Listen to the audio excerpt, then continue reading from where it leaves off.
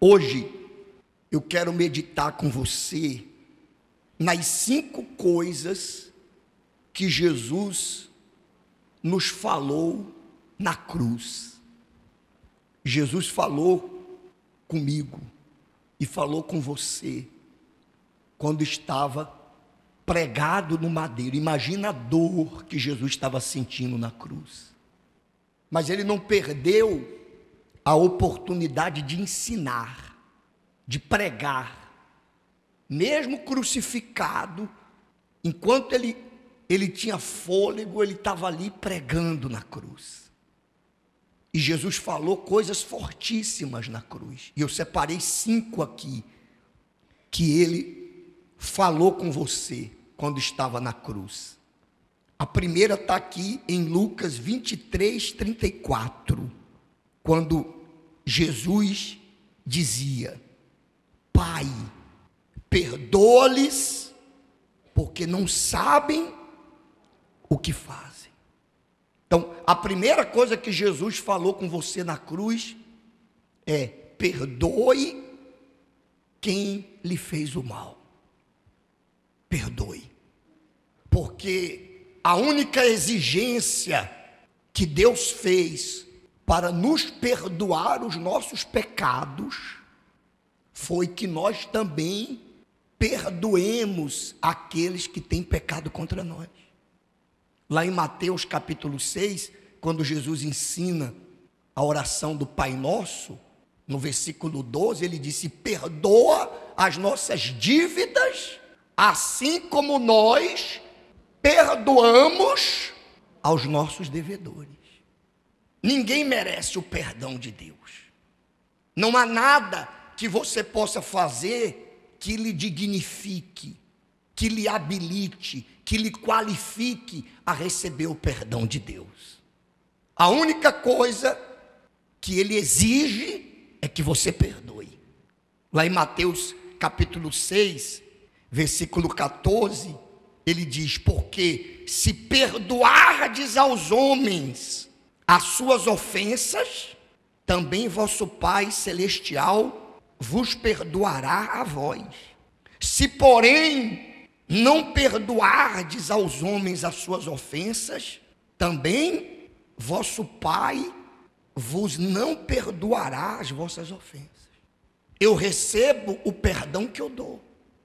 Se eu me recuso a perdoar quem me fez o mal, então eu também estou recusando o perdão de Deus. Aí você entende porque as pessoas que liberam o perdão, elas sentem um alívio. Quando a pessoa perdoa, ela sente como se tirasse um peso de cima dela. Sabe por quê? Porque no momento em que ela perdoou, ela foi perdoada. E o peso que ela sentiu sair de sobre os ombros dela foi o peso dos seus pecados, que estavam acumulados porque ela não perdoava. Então olha que forte o que Jesus está falando na cruz. Enquanto você não perdoa, você vai carregar o peso dos seus pecados. Jesus foi coerente na cruz. Ele estava orando pelas pessoas que estavam matando ele. Ele tinha ensinado isso. Aliás, deu-nos um princípio glorioso para guardar o coração. Quando ele disse lá em Mateus 5,44: eu, porém, vos digo, amai vossos inimigos, bendizei os que vos maldizem, fazei bem aos que vos odeiam, e orai pelos que vos maltratam e vos perseguem. Quando você ora pela pessoa que está lhe perseguindo, quando você ora pela pessoa que está lhe maltratando, quando você ora pela pessoa que está lhe fazendo mal, você está guardando o seu coração de nutrir mágoa, ódio, ressentimento contra aquela pessoa. Você está orando por ela, mas você está fazendo bem para si mesmo. Isso é muito forte. Jesus ensinou isso em Mateus, e lá na cruz ele está fazendo o que ele ensinou. Isso é coerência. Nós vivemos hoje uma crise de coerência dentro até da igreja, porque as pessoas falam uma coisa e fazem outra. O que é coerência? É o alinhamento do que você pensa com o que você fala, e do que você fala com o que você faz. Se você pensa uma coisa e fala outra, você está sendo incoerente. Se você fala uma coisa e faz outra, você está sendo incoerente. Jesus foi coerente, ele ensinou e fez. Quando chegou a hora dele fazer, ele na cruz orou: Pai, perdoa-os, porque eles não sabem o que fazem. Libere o perdão, viu? Essa é a primeira coisa que Jesus falou para você na cruz. A segunda coisa está lá em Lucas, capítulo 23, no versículo 43. Jesus está pregado na cruz e disse assim: em verdade te digo que hoje estarás comigo no paraíso. Jesus falou isso para o ladrão que estava crucificado à direita dele. Uma pessoa que tinha vivido uma vida errada, que estava ali, e até ele mesmo disse: nós estamos aqui porque pecamos, é justo o que está acontecendo conosco. O próprio ladrão reconheceu que ele estava pagando pelos crimes que ele cometeu. Mas ele olhou para Jesus e falou: esse daí é santo, esse daí não tem pecado. E Jesus disse: olha, em verdade te digo que ainda hoje estarás comigo no paraíso. Segunda coisa que Jesus falou para você na cruz: não importa o quanto você errou, você está vivo, então tem chance de salvação para você. Ainda tem sangue de Jesus para lhe lavar, ainda tem perdão para os seus pecados. Não importa quanta coisa errada você já fez, você tem feito, você está ouvindo a palavra de Deus, você está tendo oportunidade de se arrepender, como o ladrão se arrependeu na cruz. Pouco antes de morrer, ele foi salvo. Pouco antes de morrer. Eu estava meditando lá em Ezequiel, capítulo 33, do versículo 14 em diante. Ele diz assim: olha, quando eu também disser ao ímpio, certamente morrerás, se ele se converter do seu pecado e praticar juízo e justiça, restituindo esse ímpio o penhor, indenizando o que furtou, andando nos estatutos da vida e não praticando iniquidade, certamente viverá, não morrerá. De todos os seus pecados que cometeu, não se terá memória contra ele. Juízo e justiça fez, certamente viverá. Se arrepender, se abandonar o pecado, se converter, se entregar ao Senhor Jesus, tem salvação. Tem salvação para você. Ele diz lá em Isaías, capítulo 1, versículo 18: vinde então e argui-me, diz o Senhor, ainda que os vossos pecados sejam como a escarlata, eles se tornarão brancos como a neve, ainda que sejam vermelhos como o carmesim, se tornarão como a branca lã. Se quiseres e obedecerdes, comereis o bem desta terra. Não há pecado que Deus não perdoe, desde que haja arrependimento. Lembra da mulher que Jesus pegou em flagrante adultério e iriam apedrejá-la? Ela também estava ali à beira da morte. Ela estava condenada à morte. E Jesus chegou lá e salvou ela da morte. E Jesus perguntou para ela: mulher, cadê os teus acusadores? Ninguém te condenou? Ela falou: não, Senhor, ninguém. Jesus falou: nem eu tampouco te condeno. Vá e não peque mais. Vá e não peque mais. Porque o salário do pecado é a morte, mas o dom gratuito de Deus é a vida eterna. O bom é que você não caia. O apóstolo Paulo diz: se alguém está em pé, cuide-se para que não caia. Mas se você caiu, levante-se. Provérbios, capítulo 24, versículo 16, ele diz: porque 7 vezes cairá o justo e se levantará. Você caiu em tentação, se levante, se arrependa, peça perdão a Deus e siga em frente. Cuide da sua salvação a cada minuto.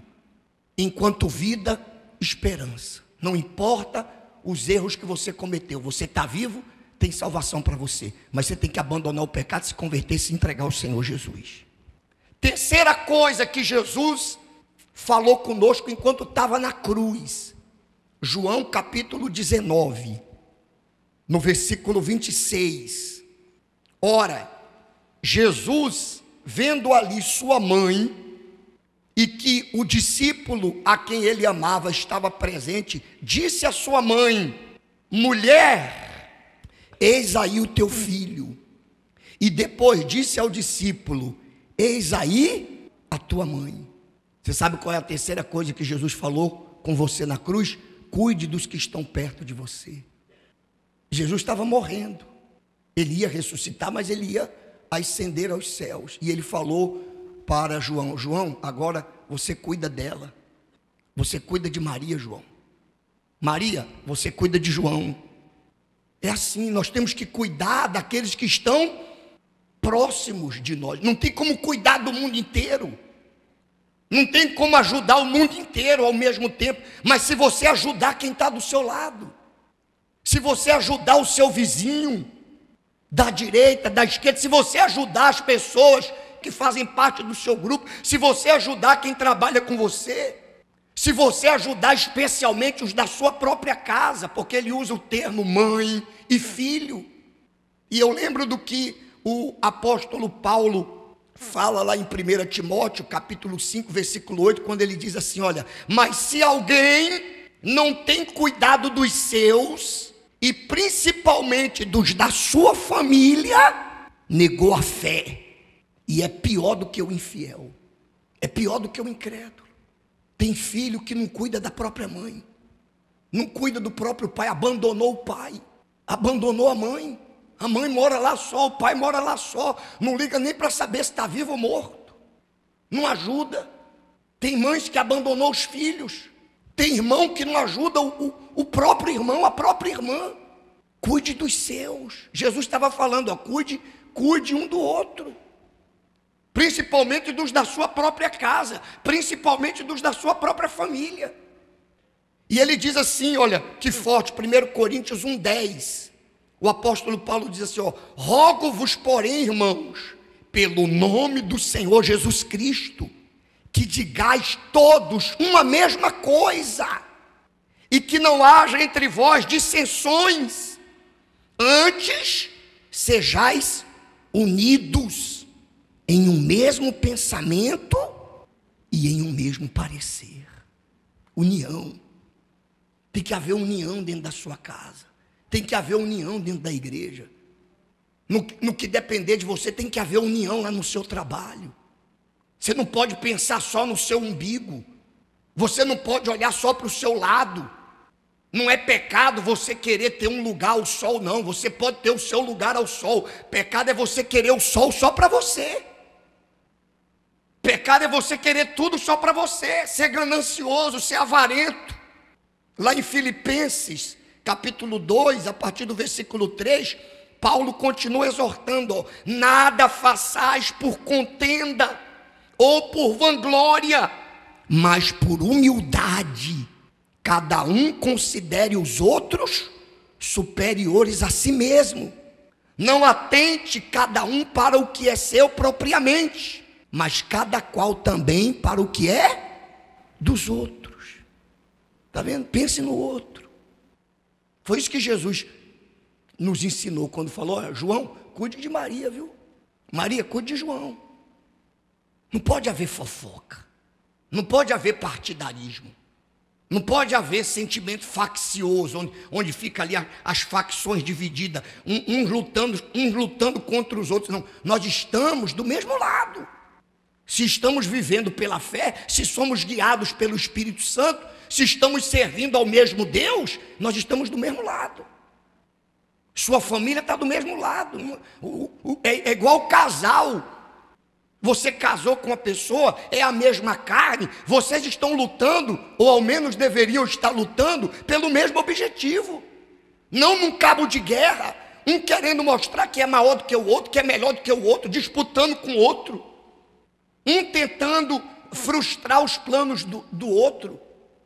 Tem que haver união. Olha o exemplo da igreja primitiva, lá em Atos, capítulo 2, a partir do versículo 44, diz assim, ó: e todos os que criam estavam juntos e tinham tudo em comum, e vendiam suas propriedades e bens e repartiam com todos, segundo cada um havia de mister, quer dizer, segundo cada um tinha necessidade, e perseveravam unânimes todos os dias no templo, e partindo pão em casa, comiam juntos, com alegria e singeleza de coração, juntos, união, um ajudando o outro, um levantando o outro, palavras de ânimo, você vê uma pessoa desanimada, dá para ela uma palavra de ânimo.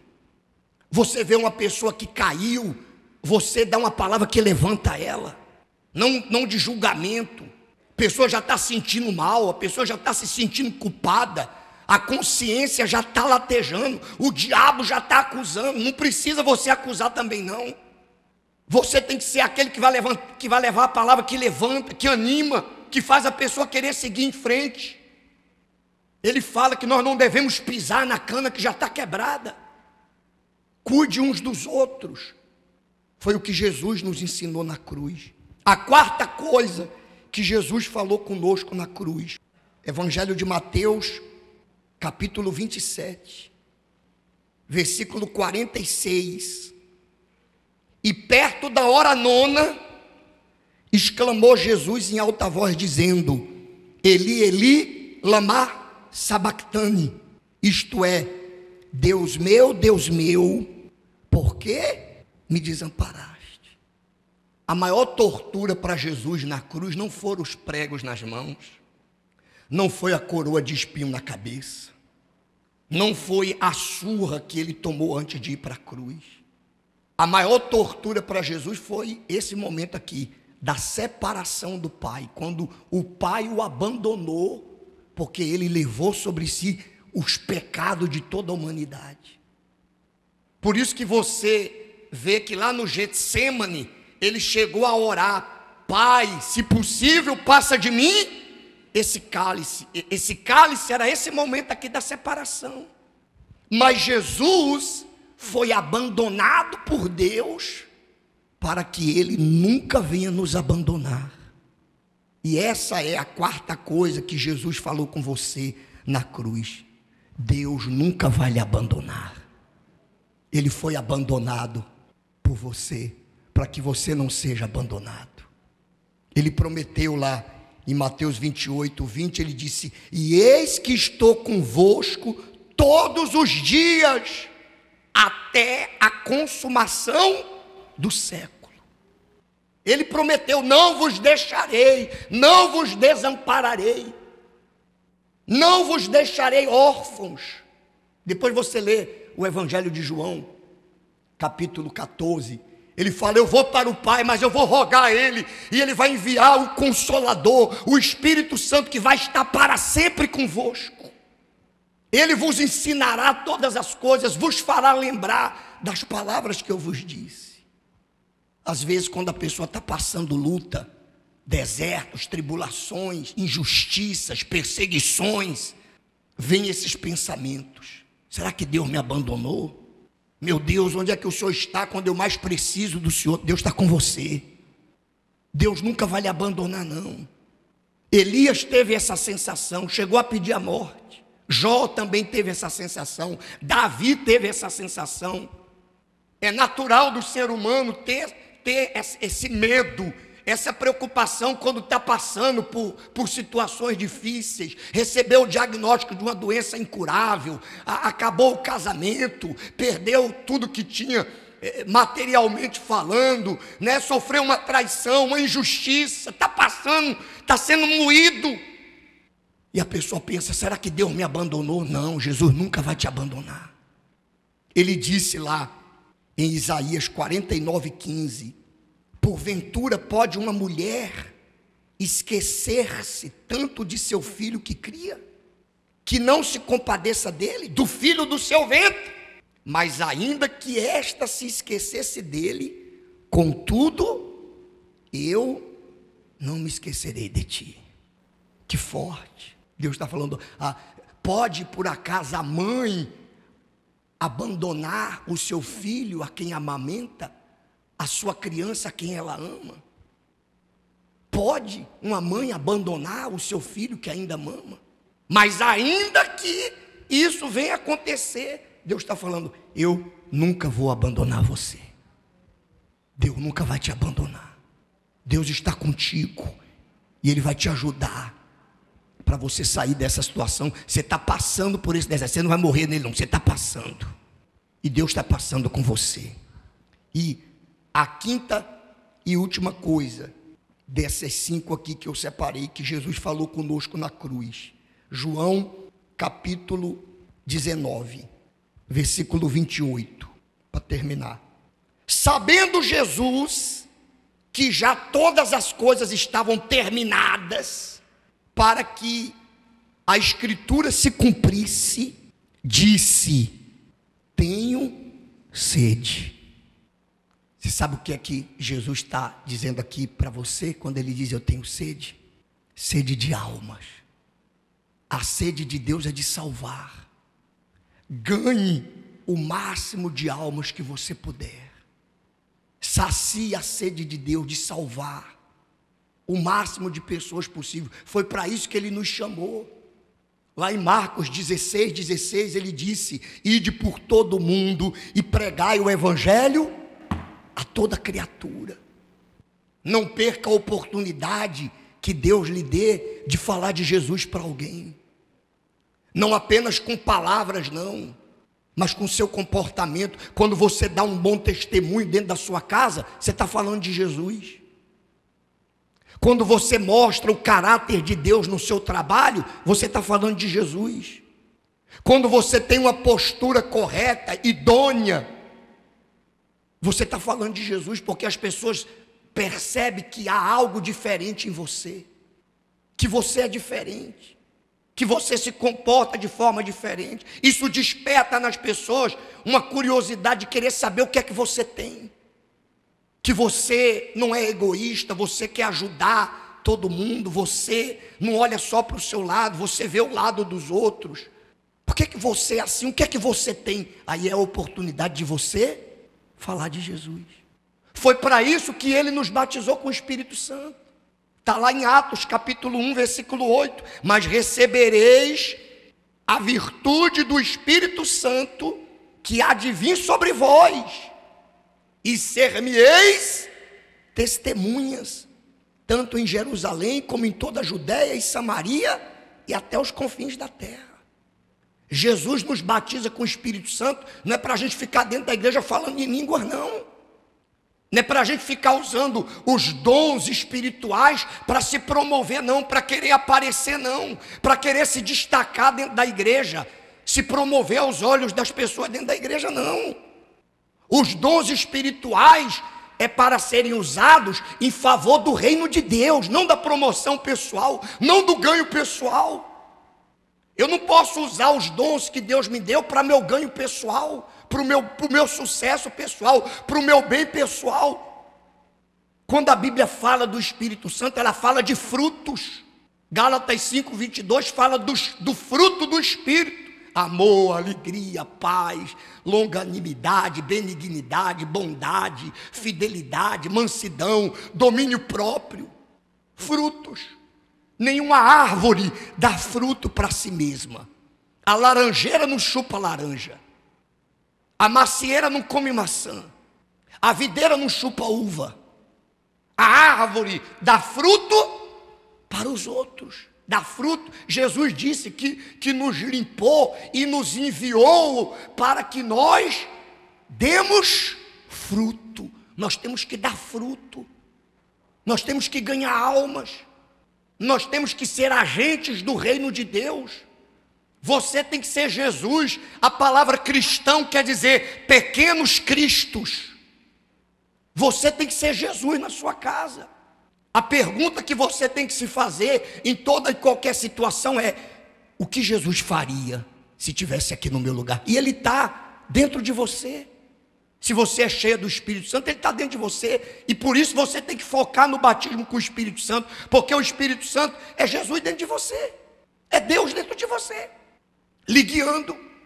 O que Jesus faria? Qual a reação que Jesus teria? Como Jesus lidaria com esse conflito? Como Jesus resolveria esse problema? Você tem que pedir isso para Deus todo dia. Peça para Jesus, pensa com a minha cabeça, Jesus. Ouve com os meus ouvidos, enxerga com os meus olhos, fala com a minha boca, toca com as minhas mãos, anda com as minhas pernas, pulsa em cada batida do meu coração. Se você ama Jesus, ganhe almas. A Bíblia diz que há festa no céu por um pecador que se arrepende. Quando você leva uma pessoa ao arrependimento, você promove uma festa no céu. Lembra de Pedro? Lá no Evangelho de João, capítulo 21, a partir do versículo 15. E depois de terem jantado, disse Jesus a Simão Pedro: Simão, filho de Jonas, amas-me mais do que estes? E ele respondeu: sim, Senhor, tu sabes que te amo. Disse-lhe Jesus: apacenta os meus cordeiros. Está vendo? Você ama Jesus? Ganhe almas. Exala o perfume dele para esse mundo. Tornou a dizer-lhe segunda vez: Simão, filho de Jonas, amas-me? Disse-lhe: sim, Senhor, tu sabes que te amo. E disse-lhe Jesus: apacenta as minhas ovelhas. E disse-lhe terceira vez: Simão, filho de Jonas, amas-me? Simão entristeceu-se por ter lhe dito terceira vez: amas-me? Por que Pedro ficou triste quando Jesus perguntou pela terceira vez? Porque ele tinha negado Jesus 3 vezes. Ele tinha negado Jesus 3 vezes.